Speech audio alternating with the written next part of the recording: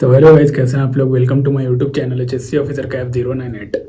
तो जैसा कि मेरे भाई लोग क्वेश्चन कर रहे हैं कि भाई जब फ्रेशर जब साइट पे जाता है तो उसके साथ कैसा बिहेवियर कैसा बिहेव किया जाता है, या फिर उसके साथ कितना काम करवाया जाता है, या फिर उसका साइट पे कैसा दिन गुजरता है, उसका ड्यूटीज़ क्या रहता है, रिस्पॉन्सिबिलिटीज़ क्या रहता है। इसके अकॉर्डिंग बहुत ज़्यादा क्वेश्चन मेरे भाई लोग पूछ रहे थे। तो मैं आपको सबसे पहले बता दे रहा हूँ कि जो एकदम लाइन बाय लाइन बताऊंगा कि कैसे एंट्री होता है, फिर एंट्री के बाद आपको फिर क्या करना रहता है, कितने दिन तक आपको ये करना रहता है, नॉर्मल काम, फिर आपको दूसरा काम में ऐड किया जाएगा। सब चीज़ बताऊंगा, तो वीडियो को एंड तक देखना तो सारा चीज़ समझ में आएगा, ठीक है।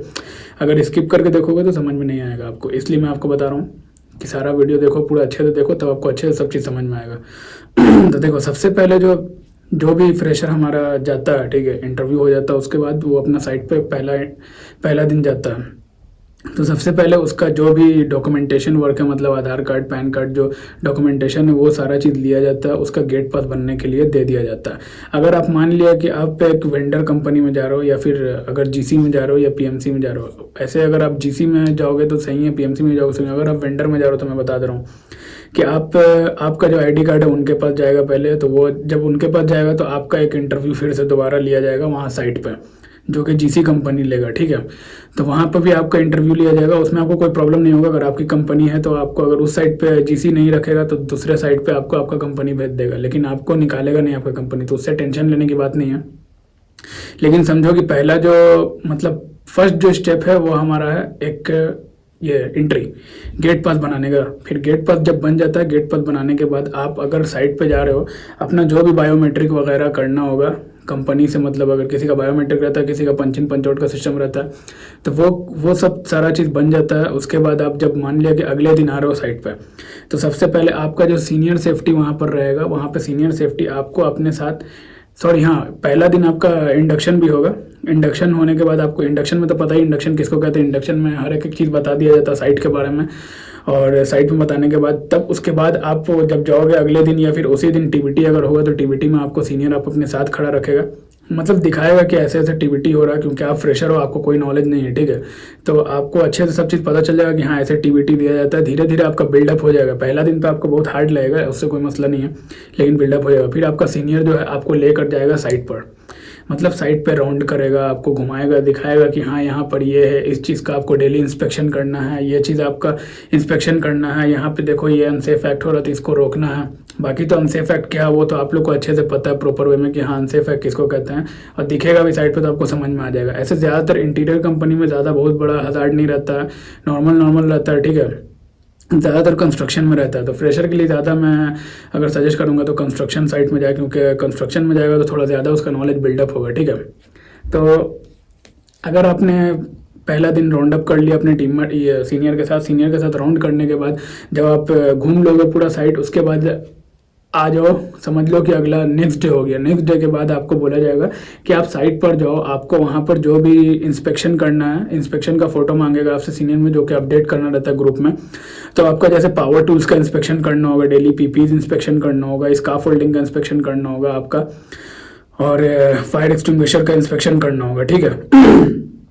और कभी कभी इसमें हम लोग में तो ज़्यादा इलेक्ट्रिकल कंपनी तो लक्स टेस्टिंग और एलसीबी टेस्टिंग का भी रहता है, तो वो लेकिन वीकली रहता है, ठीक है। तो अभी स्टार्टिंग में तो आपको उतना नहीं लोड दिया जाएगा, बस 4 चीज़ का इंस्पेक्शन करने का आपको डेली फोटो क्लिक करके आपको भेजना रहेगा, ठीक है। तो वो सब चीज़ जब आप फोटो क्लिक करके जब भेज दोगे तो फिर आपका एक हो जाएगा कि हाँ आपने इंस्पेक्शन किया है। और हाँ, आपको डेली फायर एक्सटिंग्विशर पर टैग पे साइन करना होगा, एक स्काफ फोल्डिंग के टैग पर साइन करना होगा, और मान लिया कि टैग अगर फील हो रहा था फिर टैग को चेंज भी करना होगा, ये तो कॉमन सेंस है, सबको पता होगा, ठीक है। तो ये जो है स्टार्टिंग का हमारे फ्रेशर का जो है, जो भी ऐसा काम रहता है कि हम लोग को सिंपल सा स्काफ फोल्डिंग का इंस्पेक्शन करना है, फायर एक्सटिंग्विशर का इंस्पेक्शन करना है, उस पर टैग लगाना है, टैग पे हम लोग को साइन करना है, डेली इंस्पेक्शन करना, ठीक है। दूसरा हो जाएगा हमारा कि अनसेफ एक्ट को रोकना। अनसेफ एक्ट को रोकना कि मान लिया कि ज़्यादातर यहाँ तो हेलमेट नहीं लगाएगा वर्कर, या फिर कोई हॉट वर्क करेगा तो उसमें फायर एक्सटिंग्विशर वहाँ पे नहीं रखेगा, फुल पीपीज नहीं पहने रहेगा, ये सब चीज़ वहाँ पर आपको देखना रहता है। अगर ये सब चीज़ें तो आप फोटो क्लिक करके भेजो अपने सीनियर को, या फिर कोई और से ऑब्जर्वेशन आएगा तो उसको आपको क्लोज करके भेजना रहता है। कि अगर आप वेंडर कंपनी में तो जीसी आपको ऑब्जर्वेशन डालेगा ग्रुप में कि हाँ ये चीज़ तुम्हारा बंदा कर रहा था, तुम्हारा वर्कर कर रहा था, इसको ऑब्जर्वेशन क्लोज करके दो। कि जैसे कि कटिंग कर रहा, उसके पास हैंड ग्लव्स नहीं था या फिर गॉगल्स नहीं था, तो वो आपको दे देगा कटिंग, ये ऑब्जर्वेशन डाल देगा, उसको आपको क्लोज करना रहेगा। फिर आपका आ जाता है जैसे कि मास टीबीटी होता है हर हफ्ते, सबके यहाँ होता है मास टीबीटी। तो मास टीबीटी के बाद हम लोग जैसे टैग लगाते हैं मशीन में, वो उसको कहते हैं सेफ्टी इंस्पेक्शन टैग, जो कि मशीन में लगा रहेगा तभी मशीन में वो मशीन यूज़ करने के लायक है। अब वो तभी लगेगा जब मशीन प्रॉपर तरीके से सही रहेगा, मतलब कि उसमें एक केबल में कट नहीं होना चाहिए, केबल में कहीं पे टेप मारा नहीं रहना चाहिए, मशीन में कोई फॉल्ट नहीं होना चाहिए। अब जैसे ग्राइंडिंग मशीन है तो उसका हैंडल होना चाहिए और सब चीज़ प्रॉपर वे में होना चाहिए, स्विच वगैरह, गार्ड वगैरह, ब्लेड सब एकदम प्रॉपर होना चाहिए। कोई भी अगर रहेगा तो आपको सेफ्टी इंस्पेक्शन टैग नहीं लगाना है। और ये सब जो सेफ्टी इंस्पेक्शन टैग कैसे फिल करना रहता है, ये सब तो मैं ऑलरेडी आप लोगों को वीडियो में बता चुका हूँ कैसे करना है। और रही बात परमिट की, तो परमिट का काम पहले से ही कोई सीनियर तुम्हारा संभालता रहेगा, ठीक है। लेकिन अगर तुम चाहोगे सीखना तो उसके साथ रह के सीख सकते हो, या अगर तुमको जिम्मेदारी दे दिया गया परमिट कैसे लिखना, तो 5 मिनट नहीं, समझो कि एक दिन का आपका काम है, 1 घंटा में आप एक बार जब 2 बार बना लोगे, 2-3 दिन 4 दिन बनाओगे तो आपको खुद समझ में आ जाएगा कैसे क्या फिल करना रहता है। कोई उसमें बड़ा मसला आपको क्रिएट नहीं होगा, आराम से परमिट बनाना कोई हार्ड काम नहीं है, ठीक है। परमिट लिखने के बाद आपको बस साइन लेना रहेगा।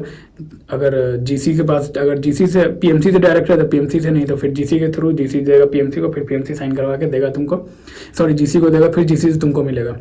तो देखो सिंपल सा है कि फ्रेशर को स्टार्टिंग में उतना ओवरलोड नहीं दिया जाता। सबसे पहले उसका काम रहता है, हम बता दे रहे हैं, साइट पे जाएगा, सुबह में आपको इंस्पेक्शन फोटो भेजना रहेगा, फायर एक्सटिंग्विशर एंड स्काफोल्डिंग, सबसे पहला काम, एकदम ध्यान से सुनना, ठीक है। दूसरा काम रहेगा कि आपको ऑब्जर्वेशन करना रहेगा इन के साइट पे कोई भी अनसेफ एक्ट तो नहीं चल रहा, देख लोगे आप कि नहीं चल रहा। अगर चल रहा है तो उसको ऑब्जर्वेशन को ये फोटो क्लिक करके डालो अपने सीनियर को। और अगर कहीं और से ऑब्जर्वेशन आ रहा, मतलब जीसी से आ रहा है या पीएमसी से आ रहा है, तो उसको भी आपको ऑब्जर्वेशन क्लोज करना होगा। यही आपका डेली का काम रहेगा, इंस्पेक्शन करना और ऑब्जर्वेशन करना, ठीक है, अनसेफ एक्ट को रोकना, बस यही आपका काम रहेगा। उसके अलावा स्टार्टिंग में कोई काम नहीं रहेगा। फिर आपको धीरे धीरे शाम में दिया जाएगा, शाम में बोल रहे, धीरे धीरे आपको दिया जाएगा चेकलिस्ट वगैरह बनाने के लिए। चेकलिस्ट वगैरह बनाने के बाद आपको, मतलब जैसे चेकलिस्ट बनाने का भी एक और तरीका है। जैसे चेकलिस्ट आप जब बना रहे तो साइट पे आओ, साइट पे आने के बाद जो मशीन में देख लो कि मशीन में जो खराबी है तो वहाँ पे यस लिखो, अगर खराबी नहीं है तो नो लिखो, बस सिंपल सा। और भी चेकलिस्ट का भी सारा फॉर्मेट रहता है, उससे कोई दिक्कत नहीं, हैंड रिटन भी बनाता है आदमी। उसके बाद आपको मैंने बता दिया परमिट का भी आपको काम दिया जा सकता है, और चेकलिस्ट तो आपको बनाना रहता ही है, चेकलिस्ट तो हर किसी को बनाना रहता है। आपको जितना फ्लोर दिया जाएगा उसका आपको चेकलिस्ट बनाना रहेगा, जितना फ्लोर पे आपके मशीन रहेगा, ठीक है, उसके अकॉर्डिंग आपका चेकलिस्ट बनाने के लिए दिया जाएगा। स्काफ फोल्डिंग का तो स्काफ फोल्डिंग का, फायर एक्सटिंग्विशर का तो फायर एक्सटिंग्विशर। उसके बाद मैं आपको बता दे रहा हूँ कि साइट पर जब आप रहोगे तो आप धीरे धीरे मतलब ओल्ड होते जाओगे, पुराने होते जाओगे, आपको एक्सपीरियंस होते जाएगा। तो फिर जब ग्रुप में आपको कोई एनसी वगैरह डालेगा तो एनसी रिपोर्ट को भी आपको क्लोज करना रहता है, ठीक है। एनसी रिपोर्ट को क्लोज करना रहता है, वो आपका एक नया स्टेप बढ़ेगा फ्रेशर से। जब आप आएंगे मतलब 2-3 महीना होगा तो आप थोड़ा पुराने हो जाओगे तो आपको दिया जाएगा एनसी रिपोर्ट क्लोज करने के लिए।